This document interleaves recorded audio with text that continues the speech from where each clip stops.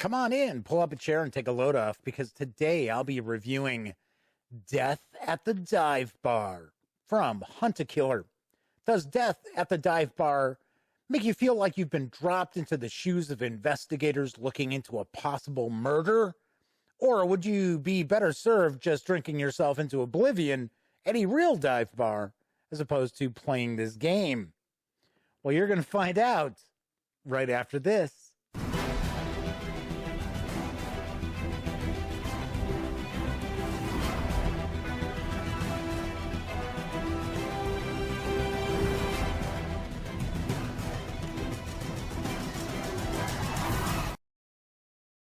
Howdy, howdy, howdy, gang. Yes, welcome back to the Duct Tape Studios. I'm Jeff McAleer, your host here at the Gaming Gang channel. Happy holidays! I am going to be reviewing Death at the Dive Bar in just a moment, but I do want to remind you that if you like this video, by all means, please give it a quick thumbs up. Subscribe to the Gaming Gang channel if you haven't already, and if you do subscribe, ding that bell. It'll not only let you know when I upload videos such as this, it'll also tell you when my live stream, The Dispatch, airs Monday through Thursdays right here on YouTube as I bring you the latest in tabletop gaming news. And of course, when you're not watching videos on the Gaming Gang channel, be sure to visit thegaminggang.com for all latest in gaming news, reviews, and a whole lot more. Get your geek on at thegaminggang.com. All right, so I'm going to be diving into, no pun intended, Death at the Dive Bar, which is from Hunt-A-Killer. It's designed by Casey Cheney and Carly Holl-Jensen. Artwork and graphic design is provided by Crystal Alder and Andrea Kalfas. This game is for one or more players, ages 14 and up. The box indicates that it plays in about 45 to 60 minutes. I kind of disagree with that. I think it's a little bit more than that. And it does carry an MSRP of $29.99. It is available in North America from Target as well as Amazon. And I do want to point out that the fine folks over at Hunt-A-Killer were kind enough to send me this review copy, but neither I nor anyone else affiliated with the Gaming Gang has received any other sort of compensation for me to share my thoughts about Death at the Dive Bar. So let's swing on over to the other camera here. I'm going to point out this is going to be a very, very different kind of review than I'm used to sharing with you, because if I tell you too much about this, then you're really not going to have any reason to buy this, because it is a mystery. It is a one-shot. So essentially, once you play through this, that's it. You'll probably, maybe want to give it to a friend or, family member or somebody else who hasn't played it. But once you've completed it, that's it. It's along the lines of an escape room game, but Hunt-A-Killer is really well known for their very involved mysteries, which is essentially kind of like a subscription box that they'll do, where every month you get a new box containing clues and elements of the mystery that you're supposed to be able to solve. This is not that. This is like I said, this is a one-shot. I kind of have the impression that this is to introduce more people to the Hunt-A-Killer subscription style murder mystery experiences out there. But how does this hold up just as its own kind of one-shot game? Well, let's talk about that. So essentially, you and as many other players as you want. It says 1 to 6, but you can make this a party game if you want. You can play it all by yourself. Try to see if you can figure out the mystery, solve the murder that takes place at the dive bar. So essentially what's happened is the owner of a local dive bar, Nick Webster, has fallen from a cliff, and the authorities have said, yeah, well, it was an accident. But one of his employees doesn't believe it was an accident they think foul play is involved. And that's what brings the players into the game. So we get a little rule booklet, 5 pages, and pretty simple, really, because basically your objective is to study the various different evidence that you've got, look at the various different suspects you have as well. There are elements of code breaking that are involved in this also. And then you have to find a suspect who fits means, motive, and opportunity. Only one of the suspects is going to fit all 3 categories. So here's a little code breaking guide as well. And there's a little code breaking guide on the back of the letter that gets us started in our investigation. Essentially, we're being brought in by Gray Investigations. Michelle Gray, a private investigator, has contacted us and has provided us with some evidence as well as some sample codes for us to crack. These are shift codes, where essentially you're shifting a letter of the alphabet a certain amount of digits, I guess we'll say. So like a shift 1, A becomes B, shift 3, A is D, shift 8, A is I, so on and so forth. So you're supposed to figure these out to kind of give you a head start on the code breaking aspect. One thing I really like about this is, and of course, like I said, Hunt a Killer is known for their very involved subscription mysteries. But all this stuff looks relatively real, especially the photographs that we get, which I'll show you in a sec. Some of it, like this kind of torn, is supposed to be torn out of a notebook that looks kind of phony, but still. So this second letter that we have has been forwarded on to us. This is from the employee of Nick Webster who thinks that her boss was murdered. This gives us some clues. This gives us some information as well. Then we get a bunch of different kind of clues. So we have Old Scratch's owner's death ruled an accident, a tragic end to a difficult year. And then on the other side, we see new developments for Devil's Well. So this is supposed to be cut out of a newspaper here. We get some notes from the Perdition Sheriff's Office. I have to laugh because there's kind of a Devil and Daniel Webster kind of vibe that runs underneath that. Although they should have named the victim Daniel Webster, not Nick Webster. Although Old Nick, right? The devil. So we have the Old Scratch Tavern. So we've got some other notes here as well. We've got a warning from the sheriff's office. We have a flyer calling on people to come out to support in protecting the environment, protect Devil's Well. We have some printouts from a website, Good Fences, which I had to laugh. You know, the old phrase, good fences make for good neighbors. So I had to like that. I will point out that I investigated this mystery with my mom as well as my sister-in-law. And between my mom and my sister-in-law, I don't think there's an episode of Columbo or Midsummer Murders or Mystery She Wrote that they have not seen. They are big mystery buffs. My mom is a huge fan of British mystery series. I think she's watched all, 22 seasons of Midsummer Murders? I, unfortunately, do not watch those things. So while they were channeling their inner Miss Marple and Hercule Poirot, I was channeling, I would say, my inner Magnum. Or actually, my inner Maxwell Smart. if anything else.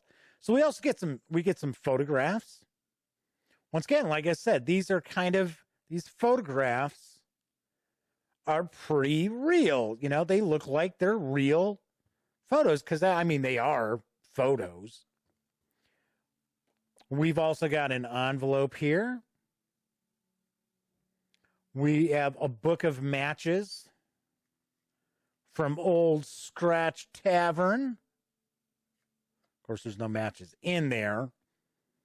I thought that was a cool little nice touch, as well as we get a coaster for Holt's Beer and Ale, as well as a speed opener from the Websters. I wish this said Old Scratch Tavern. That would have been great. And as someone who spent years slinging drinks at big money properties, resorts in Phoenix, I'm very familiar with the old speed opener. So, although I didn't have, I don't know, I'm not too keen on this wood finish to it, but I thought that was kind of cool. I mean, this is a real speed opener. It's metal. You can see I'm slapping my hand with it here. So we've got that. We also have a menu from the Old Scratch Tavern. So then we also have a photograph here. So this is more evidence that we're taking a look at. We've got a mysterious letter. We have info about our suspects from Deviant Tracker Lite database. So here we've got the different possible suspects here. And we get some notes as well. We have some other evidence also. Boot prints at the scene of the crime. Taking a look through here as well. And then there are actually 3 pieces of evidence that are locked in this bag. So you need to actually come up with a 3-digit code. Once again, as I mentioned, a little bit of code cracking here. And this is kind of a nod to escape room games. So you have to come up with the 3 digits to open this bag to get the other 3 pieces of evidence. Once you have gone through everything, you've kind of cross-referenced, you know, what alibis do these suspects have? What kind of clues do we have? There's some strange person. There's in that photograph that I showed you where it's supposed to be the owner and the employee. It's almost like somebody wearing a devil mask that's reflected in the window. Once you have come up with your suspect that you want to have charged, you've got your solution envelope right here. I do point out that you don't want to open this up until you're really pretty darn sure you know who the killer is, because once you open it up, that's it. You now have your answers. So if you were incorrect, oh well, that's it. It's not like you're going to play this again. So I do want to mention that as well. So this is everything that comes in the box for Death at the Dive Bar. So let's swing on over to the other camera. I'm going to share some final thoughts as well as provide my review score. Like I said, a lot different kind of review than I'm used to providing. I'm used to sitting here and telling you, okay, so this is how you play the game, and this is what I think of the strategies involved and the components and so on and so forth. Here, I really can't share much about this without giving away hints and clues to the actual mystery itself. And like I said in the open, what would be the point of me sharing that? Then you'd have no reason to check this game out. Few things that I was pleasantly surprised by is the quality of everything that's in the box. As I mentioned, we've got a real speed opener for beer bottles and that. We've got what looked to be real photographs. They feel like real photographs. I know these were printed off, but it still feels like a real photograph. We've got the different pieces of evidence, all a bit different. I really think this is pretty cool. It's very immersive. I will tell you that much. So I do like that. I did mention that it's indicated that it takes about 45 minutes to an hour to play. I think it's a little bit longer than that, especially if you're going to have more than one person. If you're approaching this with other people, it's going to take a bit longer because everybody's going to be taking a look at different pieces of evidence and talking it out, as opposed to if you're just playing by yourself. You don't need to share the evidence with other people. You can be sitting there kind of just comparing things as you go along. So I do believe that if you're going to have like 3 or more people, maybe a couple of hours, that's about how long it took us before we came to our conclusion. And we did have the correct suspect as well. So that was pretty cool. So I like all of that. One thing that kind of takes me out of the element of you're investigating a possible murder is the code breaking aspect. To me, that's a little silly, but I completely understand that. This is sort of an escape room game, right? There has to be a little more to it than just, I'm looking at these different clues to solve this mystery. There's got to be a little more to keep you kind of entertained, to keep your brains working. So I do get that. But it takes you out of the feeling that, hey, we're private investigators checking this out. Now, I could see maybe if we had to crack some codes or figure out riddles if we were investigating, the disappearance of some, I don't know, spy or ambassador or somebody's, some governmental agency has murdered somebody. Yeah, then I could see it. Investigating the murder of some local bar owner, not so much. That's just a small quibble. All in all, we had fun. We did have a lot of fun with it. Now, I know some people out there will think, well, it's $29.99 and it's only going to take us a couple of hours to figure this out. I don't know. And that's completely up to you as far as how much value you would put on the game. I got to say, if you are a fan of the exit games from Cosmos or the adventure games, which are from Cosmos, which are sort of escape room games, mystery games that are just one and done, only take a few hours to play, then I think you'll be very satisfied with what Death at the Dive Bar has to offer. If you're looking for something that's going to have a lot of replayability to it, this is absolutely not it. This is not Detective from Portal Games or anything like that. All in all, on a score of 1 to 10, I do recommend Death at the Dive Bar. I give it an 8 out of 10. All right, that's it for this time out. Once again, let me remind you that if you like this video, by all means, please give it a quick thumbs up. Subscribe to the Gaming Gang channel if you haven't already, and if you subscribe, ding that bell, because not only will it let you know when I upload videos such as this, it'll also let you know when my live stream, The Dispatch, airs right here on YouTube, Monday through Thursday nights, as I bring you the latest in tabletop gaming news.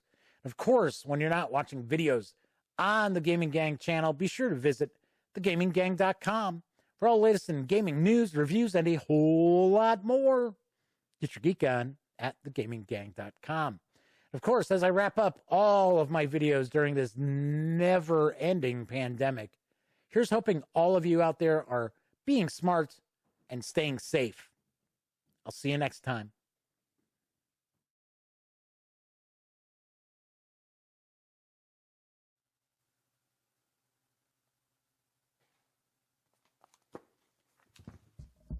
Oh, you're still here. Well, if that's the case, if you'd like to subscribe to the Gaming Gang channel, by all means, click right here. And if you'd like to check out one of our recent live streams, click right up top. And if you want to roll the dice and see what the algorithm for YouTube recommends, click right here. And of course, Thank you once again for watching. And gang, please stay safe and wear a mask.